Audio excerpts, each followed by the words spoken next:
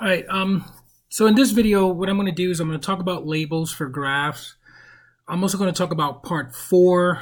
And I think that's all I had planned for this particular video. So part 4.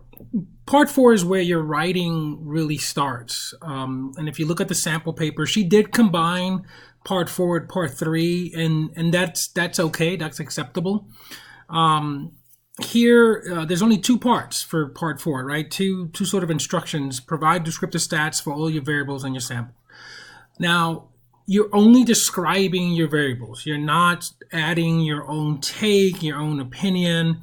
When I say what did you find, or when I ask what did you find, what I'm referring to is what is the story that your data is telling you.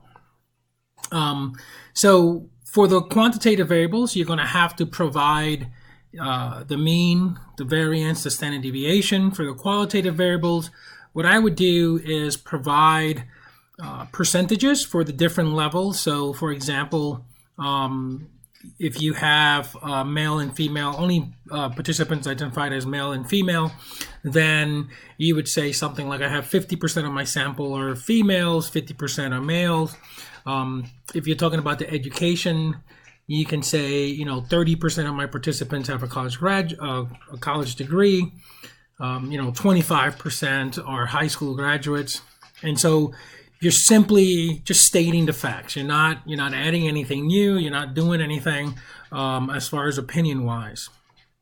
And so that's pretty much part 4.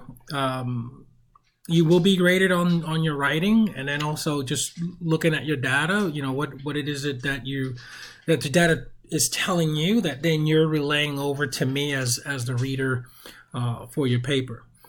Next thing I want to show is how do you do the captions on the graphs, right? So what I'm going to do here is I am going to simply copy this over to a Word document. Now I do have 2 Word documents, I believe, open.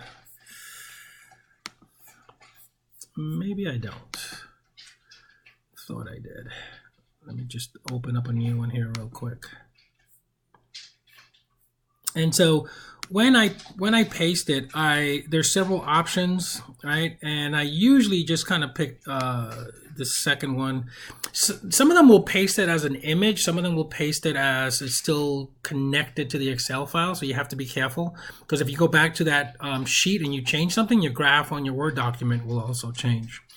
So once you have your graph here, now remember, tables, the caption goes above. For graphs, it goes below, but the process is the same for both of them. So you're going to right click, and then you're going to go down to insert caption, and it's going to go below. Graphs are considered to be figures, so you just click OK.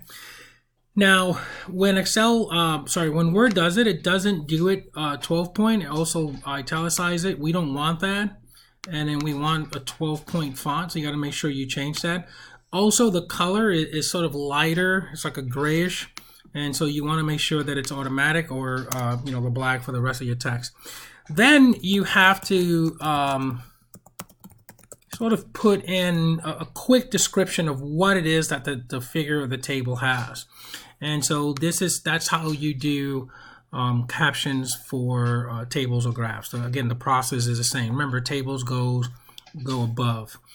I think that was the majority of the questions that I had. One thing about the sample paper is sort of just shows you what stuff should look like, not what you should have in your paper. So don't confuse those two, right? It's sort of just a guide. Say, okay, my table should look like this. My graph should look like this. Not, hey, she didn't have a graph of this variable, so that means I don't have to do that. That's not what it means, okay? All right, that's it for this video. Thank you.